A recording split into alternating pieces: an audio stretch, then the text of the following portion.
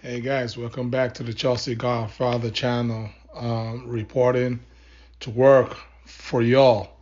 Let's talk about the latest rumor on Pierre-Emerick Aubameyang, who I guess it's not really much of a rumor. This more or less seems to be coming from the horse's mouth based on reports that Aubameyang has pretty much sent out an SOS call to the powers that be at Barcelona to, hey, y'all, please can y'all throw me a rope and save your boy and pull me all the way back to Barca, where the heck I was before these chaps at Chelsea came and bothered me. And guys, can anybody blame Aubameyang after the disastrous season that Chelsea has gone through this whole season and is still going through? I mean, nobody can really blame him.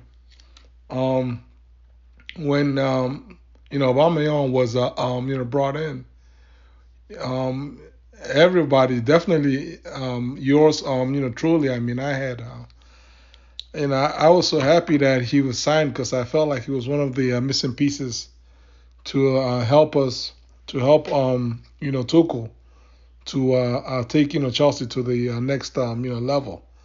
Um, and Yeah, and especially given the fact that Tuchel had previously worked with uh, Aubameyang at Dortmund, so I don't think anybody in their right mind had any major concerns at that time. But what we did not know was the fact that Todd Bowley was just going to kind of, you know, lose his mind and then fire, Tuchel only after a handful of games. And, certainly, literally, I believe after one or two games after, Aubameyang arrived in, London, Tuchel was, fired.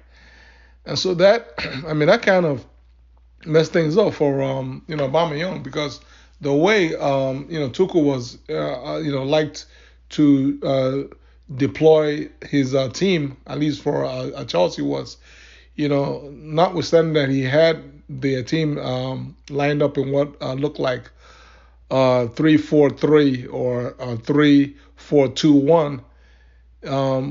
More or less, it was really two attacking players up front with varying levels of flexibility.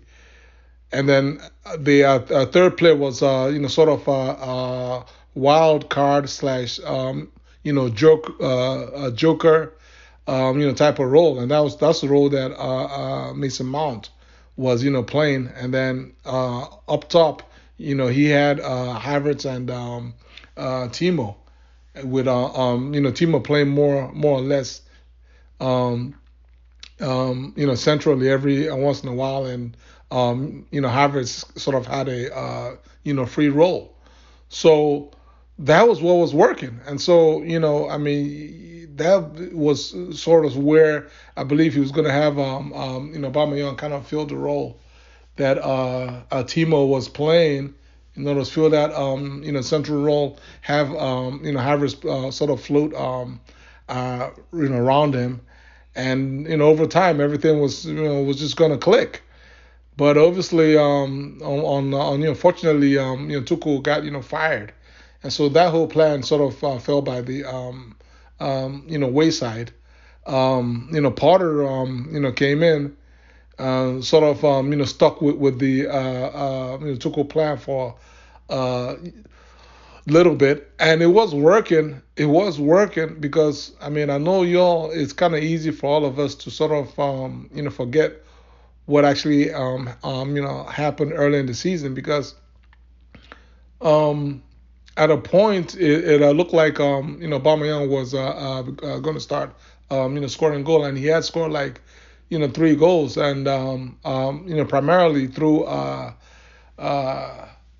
support from Reece James. Reece James was feeding him with nice crosses, and just giving him the overall support that he needed to get in the box and get at the end of crosses. And of course, again, James got injured, and the injury went on and on. He missed the World Cup. He came after the World Cup. He was still hurt. I mean, all that basically ground everything down. No more crosses for Aubameyang, and everything kind of dried up. Obviously, our results pretty much went down the toilet, and Potter then they decided to do away with the five at the back and went with a 4-2-3-1. Once he made that switch, that was pretty much the end of the road for Aubameyang, and that leads us to where we are right now, where at the end of the season, he scored about 3 goals.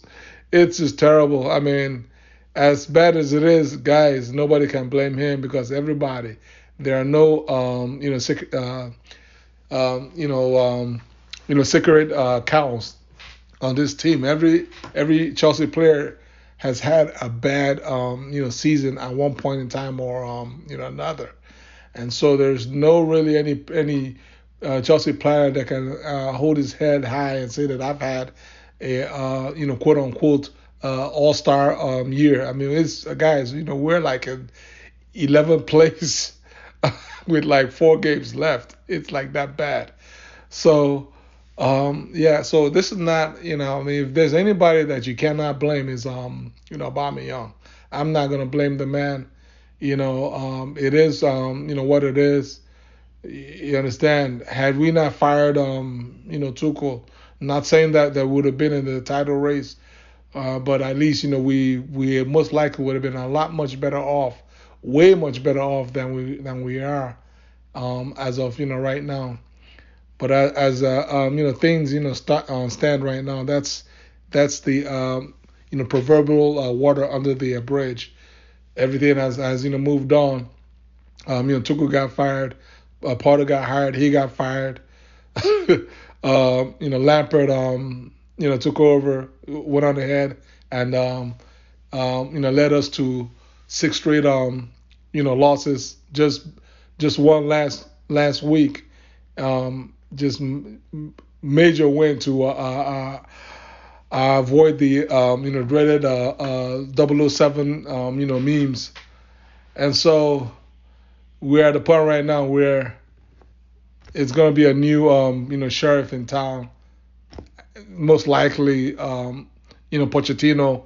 It's most likely going to be announced, if not this week, almost certainly by next week, because the season is over and we are safe. So there's no more need to delay the obvious. So where does that leave Aubameyang? Well, that now you all can see why the young man has sent an SOS message to Barca to pretty much save him from this club. And as it is right now, Barcelona, you all already know. Everybody knows that Barcelona is financially strapped. Yes, they are one of the top 2 or top 3 biggest clubs worldwide, but from a financial point of view, in terms of putting out big money to buy players, Barcelona is not financially able to do that right now. So I think what the arrangement that's trying to be worked out is some sort of free transfer arrangement, and which is just crazy because we just got this player last season on a 3-year deal, and and the player costs Chelsea approximately £10 million. So it's not a crazy amount of money, especially in light of the fact that Todd B and them have spent like hundreds and hundreds of millions.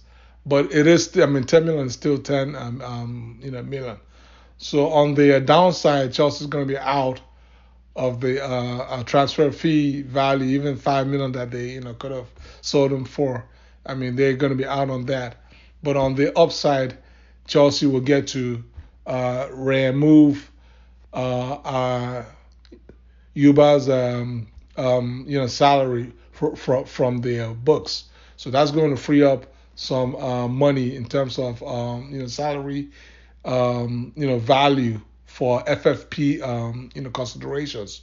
So I want to say it's a win-win, but it's not a lose-lose. It's sort of a middle of the road arrangement. So guys, and obviously for Barca, they're looking for sort of backup striker to supplement Lewandowski. Okay, I mean Barca has won the Spanish league, but everybody knows that they came up short in Europe, and I mean they Barcelona, they both came up short, both in the Champions League and in Europa League. So notwithstanding that they won the Spanish league, Barca, again, one of the biggest clubs in the world in European football.